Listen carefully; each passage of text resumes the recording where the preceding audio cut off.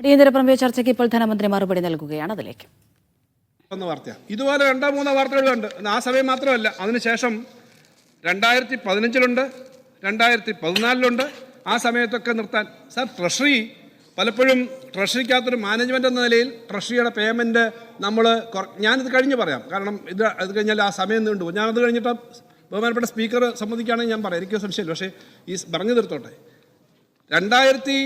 പലപ്പോഴും അങ്ങനെ ട്രഷറി അടച്ചുപൂട്ടിയിട്ടുണ്ട്. പക്ഷേ ഇവിടെ ട്രഷറി അങ്ങനെ അടച്ചുപൂട്ടാതിരിക്കുന്നതിന് വേണ്ടിയിട്ടുള്ള ഫിസിക്കൽ മാനേജ്മെൻറ്റിന് വേണ്ടി നമ്മൾ കാര്യങ്ങൾ ചെയ്യുന്നുണ്ട്. സാർ 10 ലക്ഷം രൂപയാക്കി ഇപ്പോൾ വലിയൊരു ആരോപണമായി പറഞ്ഞത് 10 ലക്ഷം രൂപയാണ് ഇപ്പോൾ ട്രഷറി നിൽക്കാവുന്നത്. നേരത്തെ 1 ലക്ഷം രൂപയും 5 ലക്ഷം ഒക്കെ ആയിട്ടുണ്ടല്ലോ നേരത്തെ. സാർ ഏതെങ്കിലും കോൺട്രാക്ടർക്ക് പണം കിട്ടാതിരിക്കുന്ന സ്ഥിതിയുണ്ട്. ഇപ്പോൾ ബിൽ ഡിസ്കൗണ്ടിങ് എന്ന് പറയുന്ന സമ്പ്രദായമുണ്ട്. ആ ബിൽ ഡിസ്കൗണ്ടിങ്ങിന് അനുസരിച്ച് പണം കിട്ടാത്ത സ്ഥിതിയേ ഇല്ല. കോൺട്രാക്ടർമാരെ നമ്മളും കാണുന്നതാണല്ലോ, അവരുമായിട്ട് ഞങ്ങൾക്ക് സഹകരണം ഉണ്ടല്ലോ. കോൺട്രാക്ടർമാർക്ക് പണം കൊടുക്കുന്നതിന് തടസ്സമില്ല. ബിൽ ഡിസ്കൗണ്ടിങ് ഉണ്ട്.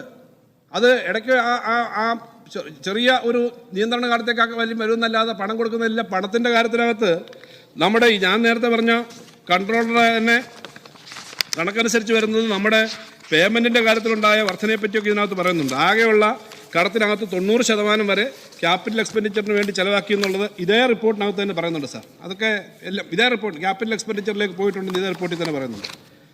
സാർ ഇവിടെ തദ്ദേശ സ്വയംഭരണ സ്ഥാപനങ്ങൾക്ക് പണം കൊടുക്കുന്നില്ല എന്നൊരു കാര്യം പറയാനായിട്ട് ശ്രമിച്ചുകൊണ്ട് സാർ, തദ്ദേശ സ്വയംഭരണ സ്ഥാപനങ്ങൾക്ക് പണം കൊടുക്കാത്ത സ്ഥിതിയല്ല, പണം കൊടുക്കുന്നതിനകത്ത് നല്ലതുപോലെ ആ പേയ്മെൻറ്റിനകത്ത് വർധന വന്നിട്ടുണ്ട്. ഞാൻ 2 കാര്യങ്ങൾ പറയുന്നതിനകത്ത് ഒരു കാര്യം സാർ, ഈ ജനറൽ പർപ്പസ് ഫണ്ട് LSGDക്ക് നേരത്തെ 3.5% ആയിരുന്നു സാർ SOTRൻ്റെ സ്റ്റേറ്റ് ഓൺ ടാക്സ് റവന്യൂവിൻ്റെ. അത് ഈ ഗവൺമെൻറ് വന്നപ്പോൾ അത് കഴിഞ്ഞ ധനകാര്യ കമ്മീഷൻ സ്റ്റേറ്റ് ധനകാര്യ കമ്മീഷൻ 4% വർദ്ധിപ്പിച്ചിട്ടുണ്ട് സാർ. അതുപോലെ മെയിൻ്റനൻസ് ഗ്രാൻഡ് 6% നിന്നും 6.5% ആക്കിയിട്ടുണ്ട്. 2016-17 22.92% പ്ലാനിൻ്റെ 22.92% LSGDകൾ കൊടുക്കുന്നത്. ഇപ്പോൾ അത് 24-25 സാർ, അത് 28.35% വർദ്ധിച്ചു. അത്രയും LSGDക്ക് കൊടുക്കുന്നുണ്ടെന്ന് മാത്രമല്ല സാർ, കഴിഞ്ഞ വർഷത്തെ പേയ്മെൻറ്റ് 110%-ലധികമാണ്. കഴിഞ്ഞ വർഷം മാർച്ച് മാസം കഴിഞ്ഞുള്ള കണക്കാണ്. 110%-ലധികം കഴിഞ്ഞ വർഷം കൊടുത്തിട്ടുണ്ട്. ആ 110% 10%-ഓളം കാരി ഓവറായിരിക്കും, നിങ്ങൾക്ക് അറിയാം സാർ. ഈ വർഷത്തെ പേയ്മെൻറ്റിൻ്റെ കാര്യം ഇവിടെ പറഞ്ഞു സാർ. ഇതുവരെ കൊടുക്കാനുള്ള പണത്തിനകത്ത് 2 ഗഡു മെയിൻ്റനൻസ് ഗ്രാൻഡും അതുപോലെ 6 ഗഡു അവരുടെ മാസം കൊടുക്കേണ്ട ചെലവിൻ്റെ ഭാഗമായിട്ടുള്ള തുകയും മെയിൻ്റനൻസ് ഗ്രാൻഡും എല്ലാം കൊടുത്തു കഴിഞ്ഞിട്ടുണ്ട് സാർ.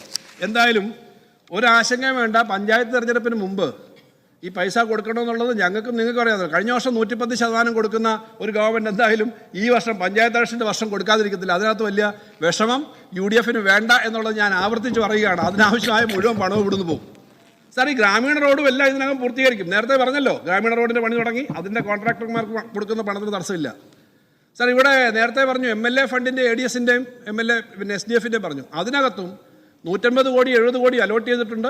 അതത് സമയത്ത് കൊടുക്കേണ്ട പണം. പക്ഷേ അടുത്ത പണവും അതിനകത്ത് തടസ്സം വരില്ല. ഞാൻ MLA-മാരോട് തന്നെ നേരിട്ട് അത്തരം കാര്യങ്ങൾ പറഞ്ഞിട്ടുണ്ട് സാർ. ഞങ്ങളിതിനകത്തൊന്നും വ്യത്യസ്തതയൊന്നും കാണിച്ചിട്ടില്ല സാർ. ഇപ്പോൾ നവകേരള സദസ്സിനോട് സഹകരിക്കാത്തവരാണല്ലോ 42 10-40-41 ആ സമയത്ത് 41 MLA-മാർ.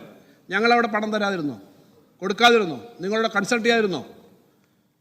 അങ്ങനെയുള്ളൊരു വേറെ കൃത്യവും വ്യത്യസ്തമായ ഇതൊന്നും കാണിച്ചിട്ടില്ല. അവിടെ പലരും അവിടെ ബോർഡ് വെച്ചതും ഫ്ലെക്സ് വെച്ചതിനകത്ത് അവരവരുടെ മാത്രമേ പടമുള്ളൂ. നവകേരള സദസ്സൊന്നും പോലും പറഞ്ഞില്ല എന്നുള്ള വിഷമം നമുക്കുണ്ട്. കാരണം ഈ CMLRP വെക്കുമ്പോൾ സംസ്ഥാന ഗവൺമെൻറ് LSGDയുടെ പ്രത്യേകം പദ്ധതി ആയിട്ട് സംസ്ഥാന ഗവൺമെൻറ് മുഖ്യമന്ത്രിയുടെ പദ്ധതിയായിട്ടാണ് വെച്ചേക്കുന്നത്. അതൊന്നും പറയാതെ വെച്ചിട്ടുണ്ടാവും. നവകേരള സദസ്സിനകത്തും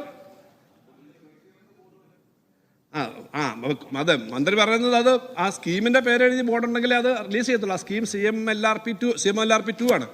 നവകേരള സദസ്സിനകത്തും അങ്ങനെ ഒരു വേർകൃത്യമൊന്നും ഞങ്ങൾ കാണിച്ചില്ല സാർ. വികസനത്തിൻ്റെ കാര്യത്തിനകത്ത് റോഡ് പണിയുമ്പം ഒരു പർട്ടിക്കുലർ മണ്ഡലത്തിലെ റോഡിന് വീതി കൂട്ടാതെ അപ്പുറത്ത് മാത്രം പണിയാൻ പറ്റുമോ സാർ? അങ്ങനൊന്നും ചെയ്യുന്ന സമീപനമൊന്നും ഞങ്ങളെ സംബന്ധിച്ചില്ല സാർ. ഇവിടെ പല കണക്കുകൾ പറഞ്ഞു, പലപ്പോഴും ആവർത്തിച്ചുള്ളതാണ്, ഞാൻ പറയുന്നില്ല. ഇത് ഹൃദയമില്ലാത്തൊരു സർക്കാരാണെന്ന് പറഞ്ഞു സാർ. UDF കാലത്ത് കാർഡിയാക് പ്രൊസീജിയറിന് പണം കൊടുക്കാതിരുന്നിട്ടേ ഇല്ല, ഒരു വിഷമവും ഉണ്ടായിരുന്നില്ല എന്ന് പറഞ്ഞു. ശരിയാണ്, അന്ന് അത്ര വിഷമം ഉണ്ടായിട്ടില്ല, കാരണം കാത്ത് ലാബുകൾ ഉണ്ടായിരുന്നില്ല. UDFൻ്റെ കാലത്ത് കാത്ത് ലാബുകൾ ഉണ്ടെങ്കിലല്ലേ ഹാർട്ടിൻ്റെ ഓപ്പറേഷൻ ഉള്ളൂ.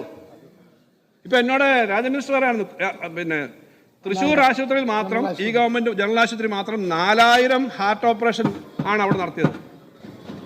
എത്ര മെഡിക്കൽ കോളേജ് എല്ലാം ഉദ്ഘാടനം ചെയ്തു. പാരിപ്പള്ളി മെഡിക്കൽ കോളേജ് ഉദ്ഘാടനം ചെയ്തിട്ട് അവിടെ ക്ലിനിക്കൽ പരിശോധന നടത്താൻ വേണ്ടി ഒന്നാം പിണറായി സർക്കാർ വരേണ്ടി വന്നു.